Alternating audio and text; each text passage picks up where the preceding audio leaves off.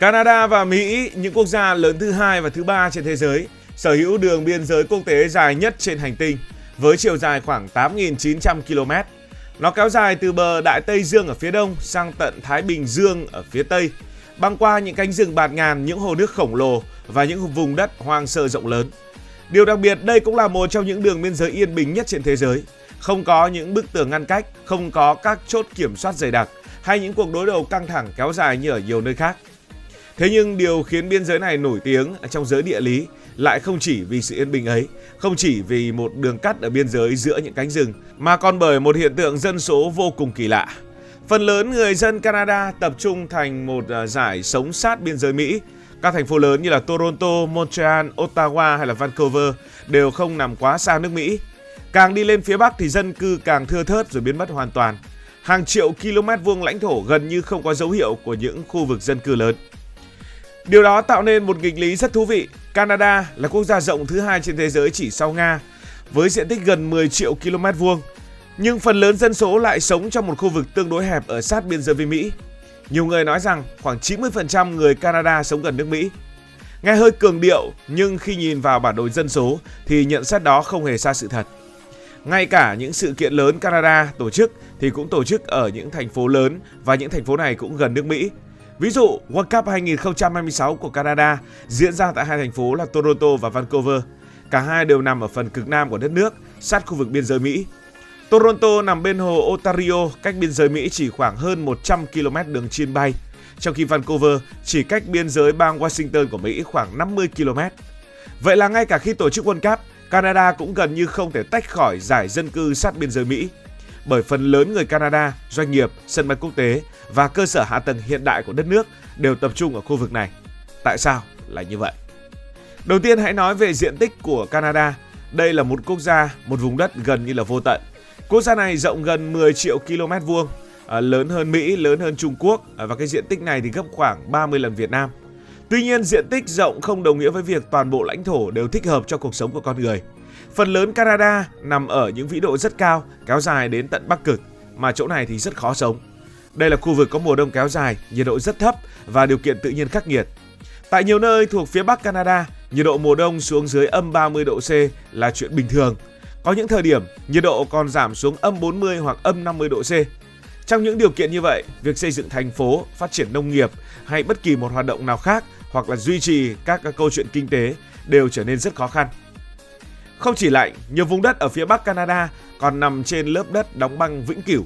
Điều này khiến việc xây dựng cơ sở hạ tầng tốn kém hơn rất nhiều. Một con đường, một khu dân cư hay một nhà máy đều phải được thiết kế đặc biệt để tránh ảnh hưởng của băng giá. Ngay cả việc duy trì hệ thống cấp nước, điện và giao thông cũng gặp khó so với các khu vực ôn đới. Vì thế, dù Canada sở hữu diện tích khổng lồ, nhưng phần lớn lãnh thổ phía Bắc giống như một kho tài nguyên rộng lớn hơn là nơi lý tưởng để sinh sống đông đúc. Người dân tất nhiên sẽ có xu hướng tập trung ở những khu vực dễ sống hơn, và những khu vực đó lại nằm ở phía Nam, và phía Nam thì lại nằm gần ở nước Mỹ. Nếu miền Bắc Canada giống như một vùng đất lạnh giá rộng lớn, thì miền Nam Canada lại hoàn toàn khác. Đây là nơi có khí hậu dễ chịu hơn, mùa hè ấm áp hơn, đất đai bầu mỡ hơn và giao thông tất nhiên cũng thuận lợi hơn. Đặc biệt, khu vực quanh hệ thống ngũ hồ được xem là trái tim dân cư của Canada. Những hồ nước ngọt khổng lồ này đóng vai trò như những bộ điều hòa tự nhiên, giúp khí hậu xung quanh ôn hòa hơn đáng kể. Chính vì vậy mà những thành phố lớn nhất của Canada đều tập trung tại đây. Toronto, thành phố đông dân nhất cả nước, nằm bên hồ Ontario. Montreal phát triển dọc theo sông Saint Lawrence. Ottawa nằm giữa các tuyến giao thương quan trọng. Khu vực này vừa có nguồn nước dồi dào, vừa có đất nông nghiệp tốt, vừa thuận lợi cho vận tải và công nghiệp. Không phải ngẫu nhiên mà hai khu vực đó là Ontario và Quebec hiện chiếm hơn một nửa dân số Canada. Đây là khu vực có điều kiện sống tốt nhất, cơ hội làm việc nhiều nhất và cũng là nơi tập trung phần lớn hoạt động kinh tế của cả đất nước. Nhưng khí hậu chỉ là một phần của câu chuyện, phần còn lại đến từ lịch sử. Khi những người Pháp đầu tiên đặt chân đến Canada vào thế kỷ 16 và 17, họ không tiến thẳng lên phía Bắc. Họ định cư dọc theo sông Saint Lawrence, nơi có điều kiện sinh sống tốt nhất. Sau đó người Anh cũng làm điều tương tự. Các thành phố đầu tiên, các cảng biển đầu tiên và các trung tâm thương mại đầu tiên đều xuất hiện ở khu vực miền Nam. Khi các tuyến đường giao thương được hình thành, dân cư bắt đầu tập trung. Và khi dân cư tập trung, doanh nghiệp xuất hiện. Doanh nghiệp xuất hiện thì việc làm gia tăng. Rồi từ đó trường học, bệnh viện, ngân hàng và các dịch vụ khác tiếp tục kéo theo. Đây là hiệu ứng quả cầu tuyết quen thuộc trong lịch sử phát triển đô thị. Một khi một khu vực đã trở thành trung tâm kinh tế thì nó sẽ ngày càng thu hút thêm người dân, giống như quả cầu tuyết để bên ngoài trời. Suốt hơn 300 năm qua, xu hướng đó gần như không thay đổi. Kết quả là miền Nam Canada ngày càng đông đúc, trong khi phần lớn miền Bắc vẫn giữ nguyên tình trạng thưa dân giống như hàng thế kỷ trước. Nếu khí hậu là lý do đầu tiên và lịch sử là lý do thứ hai, thì kinh tế là lý do thứ ba. Và đây có lẽ là yếu tố mạnh nhất trong thời hiện đại. Canada có một người hàng xóm đặc biệt, đó là Mỹ, nền kinh tế lớn nhất trên thế giới. Hàng nghìn tỷ đô la Mỹ hàng hóa được trao đổi mỗi năm giữa hai quốc gia này. Khoảng 3/4 giá trị xuất khẩu của Canada được bán sang Mỹ. Điều này khiến phần lớn hoạt động kinh tế của Canada tập trung quanh khu vực gần biên giới. Hãy nhìn vào bản đồ. Toronto không quá xa biên giới Mỹ. Vancouver nằm sát Seattle. Windsor nằm đối diện với Detroit chỉ qua một con sông. Montreal cũng nằm khá gần khu vực đông dân cư phía đông bắc nước Mỹ. Điều này tất nhiên không phải là ngẫu nhiên. Các doanh nghiệp muốn ở gần thị trường lớn nhất thế giới, nhà máy cũng muốn ở gần khách hàng, người lao động thì muốn ở gần nơi có việc làm. Kết quả là người dân tiếp tục tập trung xuống phía Nam. Có thể nói, nước Mỹ giống như một cục nam châm kinh tế khổng lồ. Nó không hút người Canada sang Mỹ hoàn toàn, nhưng nó khiến các trung tâm kinh tế của Canada phát triển mạnh nhất ở gần biên giới. Và khi kinh tế tập trung ở đó, dân số cũng tập trung theo. Vậy tại sao Canada không đưa hàng chục triệu người lên phía Bắc? Canada có rất nhiều đất trống ở phía Bắc cơ mà. Tại sao không xây thêm thành phố và đưa dân lên đó để sinh sống? Trên thực tế đây là một trong những bài toán khó nhất mà Canada phải đối mặt. Để một thành phố hoạt động, người dân cần đường xá, sân bay, điện, nước, internet, bệnh viện, trường học và vô số dịch vụ khác. Xây dựng tất cả những thứ đó ở vùng Bắc Cực đắt đỏ hơn rất nhiều so với ở miền Nam.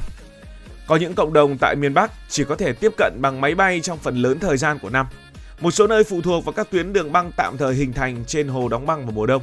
Băng tan thì con đường cũng biến mất luôn. Hãy thử tưởng tượng việc vận chuyển vật liệu xây dựng, thực phẩm hay nhiên liệu đến những nơi như vậy tốn kém đến nhường nào. Chính vì thế, dù Canada có rất nhiều đất, nhưng phần lớn số đất đó không hấp dẫn đối với người dân và doanh nghiệp. Việc dân cư tập trung mạnh ở miền Nam tạo ra rất nhiều tác động với Canada ngày nay. Đầu tiên là giá nhà đất tăng cao tại các thành phố lớn như là Toronto hay là Vancouver. Đây là một nghịch lý thú vị. Canada có gần 10 triệu km vuông lãnh thổ, nhưng vẫn đối mặt với khủng hoảng nhà ở. Lý do là người dân không muốn sống ở những vùng đất lạnh giá xa xôi. Họ muốn sống ở những nơi có việc làm và dịch vụ tốt. Và những nơi đó lại tập trung một phần nhỏ của đất nước rất gần biên giới Mỹ.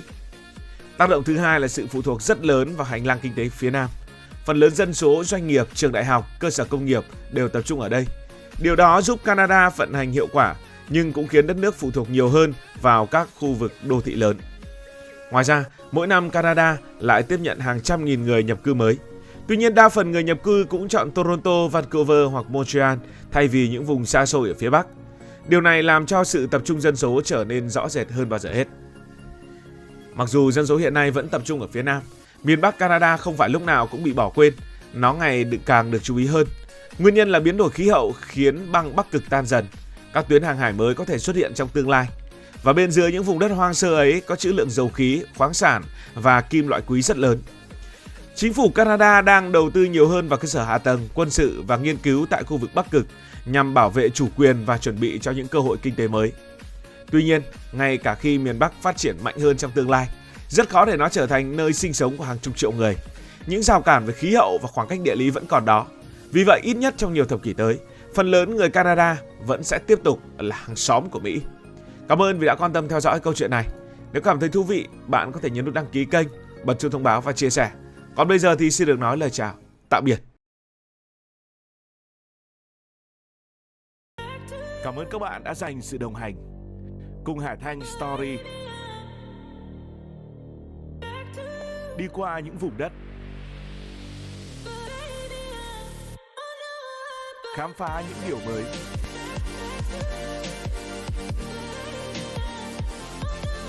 Đừng ngần ngại, hãy để lại những góp ý và xin được hẹn gặp lại.